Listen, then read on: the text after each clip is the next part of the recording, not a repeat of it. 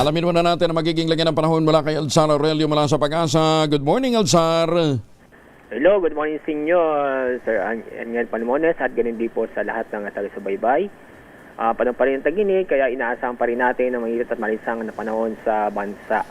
Pero may chance pa rin ng mga sandaling buhos na ulan dahil sa thunderstorm sa bandang hapon o sa gabi.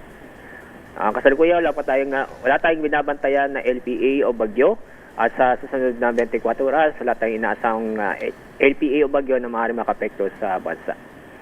Ang ating ang forecast natin na pinakamataas na heat index for today ay 42 degrees Celsius sa Upper Cagayan.